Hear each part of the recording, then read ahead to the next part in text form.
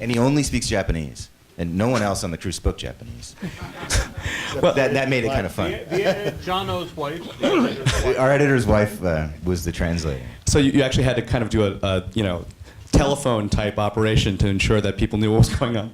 But that is actually one of the challenges of doing a truly global production, right? You have people speaking different languages. You try to get the best talent from every market.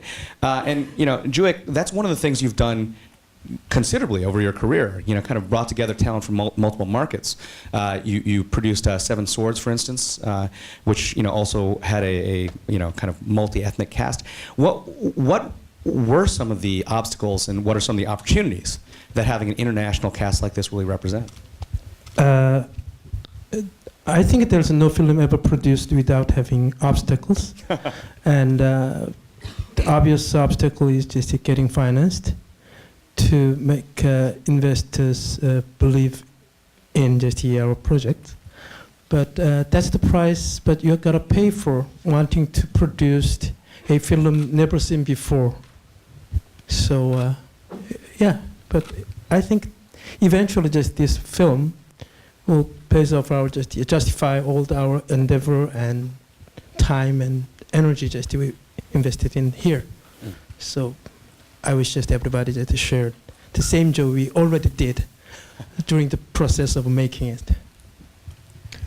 I think when you all see it from start to finish, you'll enjoy it too.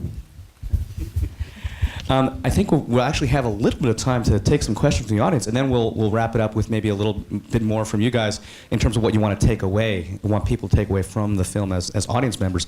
But we'd love to, if there are any questions out there, I can only see kind of the first couple of rows. Over here, stand up and if you could speak up a little bit. I've only seen one other movie that had a visual style similar to this, and it was a foreign movie by the name of Western to Django. I was wondering, did you pull any kind of visual inspiration from anything like that?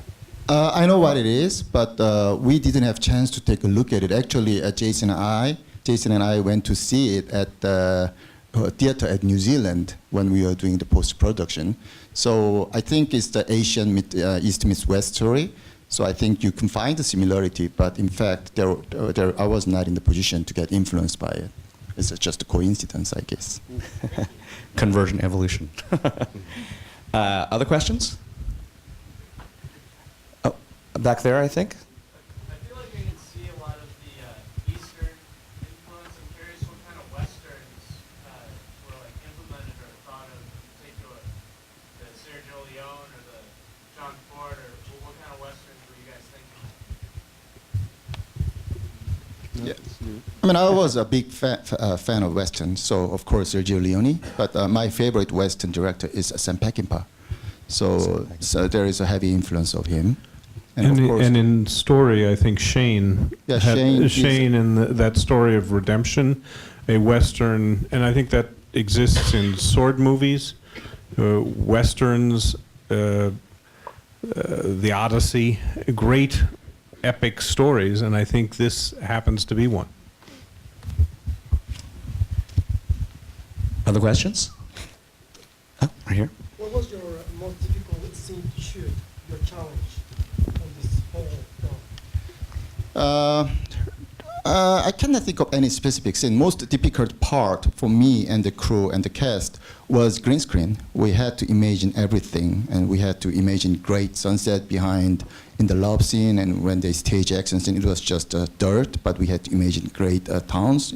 So it was very challenging, and it was very interesting actually to imagine something beyond the green screen. And it sometimes was very helpful, sometimes it was very difficult for them to, especially for the actors in an intense scene. The environment affects their acting.